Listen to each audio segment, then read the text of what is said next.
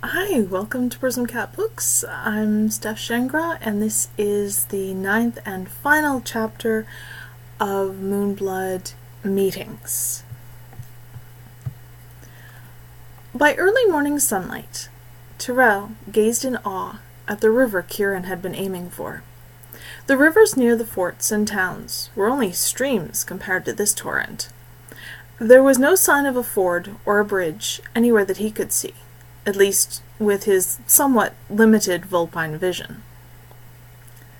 Kieran paused at the edge, dropped the pack, and raised his head to scent the air. He must have detected something, because he reclaimed the pack and set off downriver.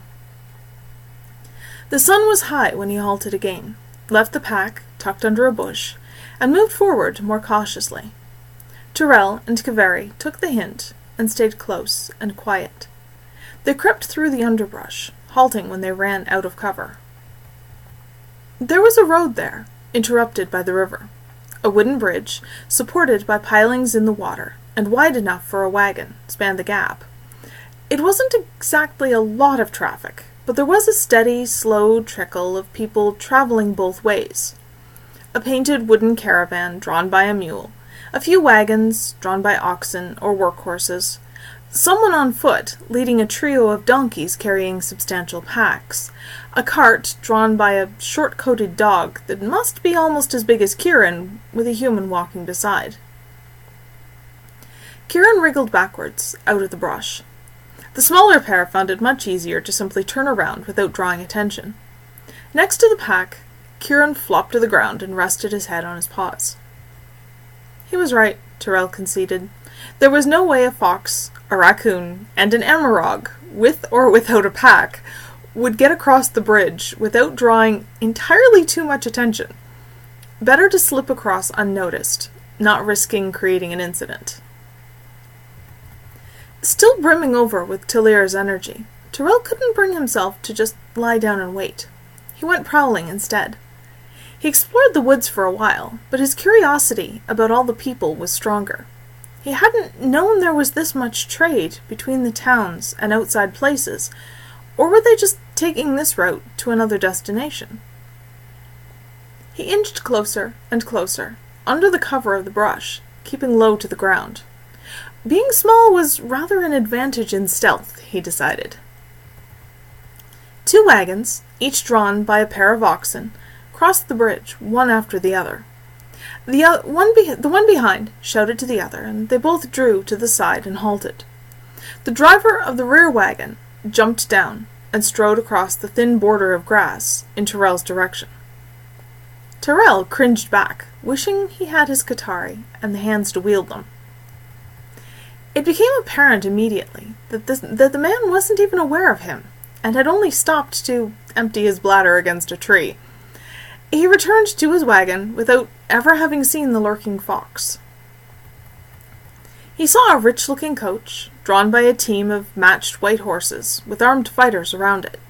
His nose picked up leather and bronze strongly. Most of the traffic he saw, though, consisted of wagons in both directions.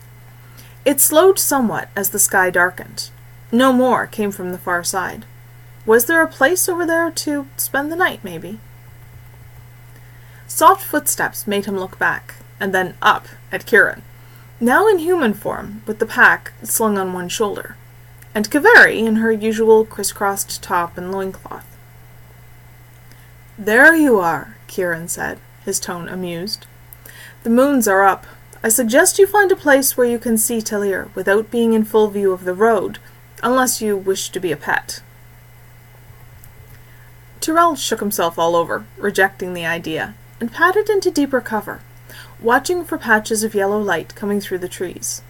It took him a few minutes to locate a place with enough of a view that he could look up at the topaz moon and ask for his real form back. It was harder finding his way back to where he had left Kieran and Kaveri on 2 feet than it had been making the reverse journey on 4 feet.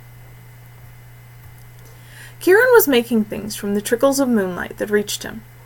Kaveri was now wearing sandals, thick fabric soles with lacing, crossing, and recrossing, and tying around her ankles, and a light-hued, skin-hugging shirt with a low rounded neck and snug elbow-length sleeves that left her belly bare. Over her loincloth she was just now tying a wide triangle of dark cloth, wrapped twice around her waist, so the point fell to mid-calf, directly below the knot on her right hip. Kieran handed her a final dark article, a kind of waist-length, open-fronted jacket with short, loose sleeves. She tucked the butterfly knife Tyrel had given her into the folds of her skirt, half hidden by the knot. At the borders, many people pass, but best if you do not attract unnecessary attention, Kieran said.